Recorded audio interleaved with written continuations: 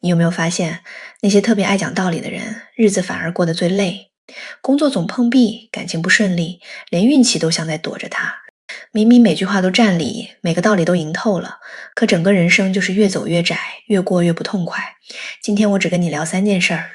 第一，为什么越讲道理的人活得越不顺？问题到底堵在哪里？第二，那些活得通透的人，到底用什么方法让自己走得又稳又自在？第三，给你一个今晚就能用的方法，下次跟人起冲突，3秒钟就能让你整颗心定下来。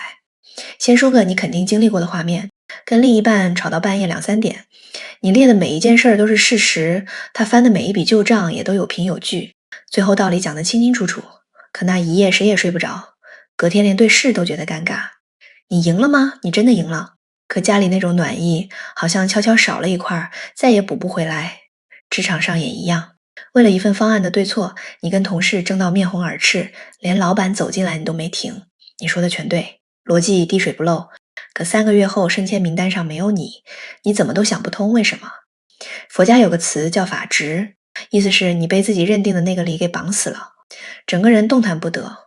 你以为你在维护真相，其实你只是被一个念头牵着走，越挣扎，那条绳子勒得越紧越痛。佛法的8个字：慈悲、忍辱、不变、不争。我一个个拆给你听，你跟一个层次不在你这里的人讲道理，等于引夫撼树。他几十年攒下来的习气，你想用3句话扭过来，这不是在度他，这是在折磨你自己。我认识一个朋友，跟婆婆斗了整整8年，每次吵架她都搬出育儿书，白纸黑字念得头头是道，婆婆只会一句：你一个年轻人懂什么。8年下来，她瘦了10公斤，脸上多了3道法令纹，跟先生的感情也只剩责任。有一天，她去庙里上香，碰到一位老师傅，把这事儿从头到尾说了一遍。师傅只回了一句：你赢了那么多次，你的家暖起来了吗？她当场愣住，眼泪一滴一滴掉下来，怎么都止不住。她忽然发现自己争的从来不是孩子的教育问题，而是想证明自己这个媳妇儿从头到尾都没做错。那个我没错的念头撑了她8年，也耗了她8年。真正最累的人不是婆婆，是她自己。你有没有过这种时刻？明明站在道理这边，整个人却越来越疲惫。这不是因为你不够聪明，恰恰相反，是因为你太想用聪明去解决一件聪明根本处理不了的事儿。那通透的人是怎么做的？他们也遇过烂事，也被误解过，可他们脸上总有一种光，那不是装出来的，是他们早就想通了一件事儿，这世间万物都逃不出因果。你做的每一件事儿，说的每一句话，都会在你看不见的地方悄悄为你铺路，或者帮你挖坑。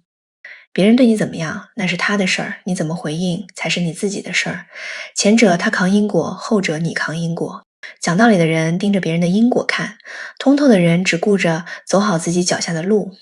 先讲一个唐朝的故事。天台山国清寺有2个疯疯癫癫的和尚，叫寒山和拾得。新上任的刺史吕秋应文武双全，从不认输。他听说这2位是文殊和普贤菩萨的化身，当天就带随从上山。结果到了寺里，看到2个衣衫破烂的和尚蹲在厨房外面拿树枝画地，嘴里嘟嘟囔囔，活像2个疯子。他想起云游僧的话，硬着头皮上前恭恭敬敬行了个大礼。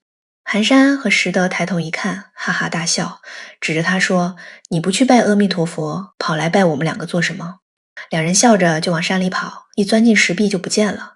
吕秋硬追上去，只看到岩壁紧紧合上。那一夜他没睡着，他以为圣贤必有威仪，原来真正的菩萨竟以疯癫的样子活在人间。他说的不是辩论，是他心里那份我这么有身份，你们就该配合我的傲气。你想想，生活里你是不是也常用身份去压人？我是你妈，你得听我的；我是你老板，你得照办；我比你懂，你必须认输。这些念头一冒出来，你讲的话再有道理，都变成了压迫，对方收到的全是攻击感。第2个故事，有个和尚叫晋元，出家前是药农，懂百草，能救人。出家后他天天给村民配药，分文不取。可村里有个乡绅叫王大昌，看他就怎么都不顺眼。那年村里闹痢疾，晋元连夜熬药，挨家挨户去送。有户人家的老太太喝完当晚就走了。王大昌立刻到处造谣，说和尚的药里有毒，拿病人做实验。流言越传越凶，有人朝他吐口水，有人把他熬了一整夜的药全泼了。你猜他怎么做？他站在原地默默看了很久，双手合十，念了一声阿弥陀佛，转身回去重新熬药。后来他被官差抓进牢里关了7天。狱卒问他：“你不冤吗？”他说：“相信我的人不需要我解释，不相信我的人，不管我说什么都会当成狡辩。”狱卒愣在那里半天没回过神。最后真相大白，原来是老太太自己又喝了王大昌送的补品跟草药相克。出狱那天没人来道歉，没人来接他。他自己走回寺里，先去看那口熬药的大锅。小沙弥哭着问他：“师傅，你不恨他们吗？”他停顿了一下，说了一句话：“恨一个人要花多少力气？我用恨他们的那些力气，还可以再多熬几副药，再多救几个真正需要的人。我们大部分人活得这么累，就是因为恨得太用力。恨那个伤害你的人，恨那个从没看见你付出的人，恨那个明明错了却死活不认错的人。可你恨他的每一分钟，都是你自己的生命在燃烧。他们照样过得好，你却越烧越虚，越烧越空。真正的慈悲不是站在高处可怜谁，而是看穿之后，连恨的力气都不想再浪费了。你会发现那些攻击你的人，骨子里都在害怕，怕被看穿，怕自己没价值，怕自己不被爱。一个内心真正富足的人，不需要踩低别人来证明自己，他不需要去赢，因为他本来就什么都有了。第3个故事，城里有个铁匠，最大的本事不是打铁，而是辩论。从来没人辩得过他，他能把白的讲成黑的，黑的讲成白的。他逢人就说，这世上没有他讲不赢的道理。后来城门口来了一位游方禅师，盘腿一坐，谁都不理。铁匠专程跑去找他辩论。他问禅师：“你坐在这里是要度化众生吗？”禅师闭着眼睛没有回应。铁匠用力拍地大喊：“和尚，你哑了吗？还是你什么都不懂，只会装深沉？”禅师睁开眼看了他一下，又缓缓闭上。铁匠又讲了一堆佛法的皮毛，问禅师对不对。禅师只是淡淡拿起一块小石头放在地上，看着他不说话。这块石头是轻还是重？铁匠觉得这问题很傻，说要看跟什么比，比红毛它就重，比磐石它就轻。禅师轻轻点点头，说道理也是这样的，然后闭上眼睛不再说话。铁匠站在那儿，腿瞬间就软了。他忽然懂了，他这辈子赢的那些道理，到底是跟什么东西比的？他赢的又到底是个什么？傍晚，禅师起身要走，铁匠哑着嗓子问他：“你为什么从头到尾都不肯跟我辩一场？”禅师回过头说：“因为你一直都在说话，没有一处地方能让你放下任何东西。”说完，头也不回地走了。那天晚上，铁匠一个人在铺子里坐到深夜。后来他跟人提起这件事儿，只留下一句：“我搬了一辈子东西，原来搬的是我自己。”你好好品品，是不是也戳中了你心里的某个瞬间？我们一直以为自己是在跟别人争，其实大半时候都是在跟自己心里的影子争高下。这8个字不是要你做老好人，而是要你看清整场游戏的规则。慈悲是看见对方心里苦的能力。当你真感受到他在害怕，你就不再需要去证明他错在哪里。忍辱不是忍着被侮辱，而是不再把自己定义成那个被侮辱的人。没有受害者，哪来的辱？不变是看穿了语言的局限。真相不在嘴里，月亮在天上。谁的手指比较直毫无意义。不争是因为内心已经圆满，不需要再向外要一个结果来证明自己有多重要。这4个字环环相扣，没有慈悲的忍辱叫压抑，没有不变做底的不争其实是逃避。那这8个字怎么用？给你一个今晚就能上手的方法，叫3秒钟问一句话。下一次有人惹你生气，在你想要反击的那个瞬间，先给自己3秒钟，问自己这一句：这个人他到底在害怕什么？不是问他做错了什么，不是问他凭什么，而是问他心里到底在怕什么。因为几乎所有攻击行为的背后都藏着一个害怕，怕被看穿，怕被取代，怕自己不够好，不够强，不被爱。这个问题一冒出来，你的视角就会悄悄移开，从他在伤害我，变成他自己也在跟心里的鬼打架。你不再是受害者，你变成了旁观者。旁观者不会被情绪淹没，因为他是站在岸上看戏的那个人。刚开始你做不到3秒钟，情绪来得太快，没关系，事后回想也行，1遍、2遍、3遍慢慢练，这个问题会变成你的本能反应。有一天你会忽然发现，那短短3秒钟真的就够了。我练这个方法练了快2年，最大的改变不是别人变好了，而是我自己心里的内耗少了一大半。同样一件事儿，以前能气3天，现在3分钟就过去了。省下来的力气，做什么都够用。你会发现时间多了，脸色好了，运气也回来了。这不是迷信，是你的能量真的回流了。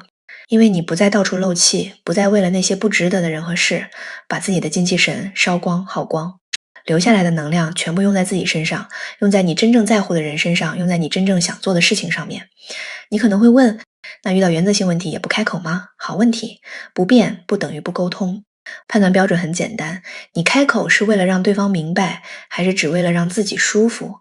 为了让对方明白，那叫表达，值得做；为了证明自己对，为了赢这场胜利，那才叫真正的变。还有一个判断，对方现在的状态，他听得进去吗？他若情绪上头，你说再多都是白费力气，不如等他冷静下来，一句话的分量不在于你说了什么，而在于什么时候说。他在火上时听是火上浇油，他在水边时听就像甘霖一样，让他瞬间醒过来。真正会说话的人不是话多的人，而是知道什么时候该开口，什么时候该闭嘴的人。这世上有一种幻觉骗了太多人，只要我把道理讲清楚，对方就一定会改变，只要我赢了这一场，世界就会公平一点点，只要我不解释，别人就会以为我真的错了。这个幻觉是大部分人痛苦的源头。可你看佛陀，他讲了一辈子的法，从没试图辩赢过任何人，他只是活在他相信的真相里，像一盏灯，自然散发出光。有人靠近，有人转身，他都不追。真正的高手不是不说话的人，而是在开口之前已经完全不再需要那一句话的人。他不需要靠那句话来确认自己，所以说与不说他都很自在。这才是降维打击真正的模样和底气。愚蠢的人讲道理，因为他相信道理能改变人；通透的人不讲，因为他知道改变人的根本不是道理，而是当那个人在场时，你莫名感受到的那一点宁静，那一点温暖，那一点说不清为什么的安心。这种东西没法用嘴巴传给你，只能用整个生命活出来，慢慢自然就有了那种味道。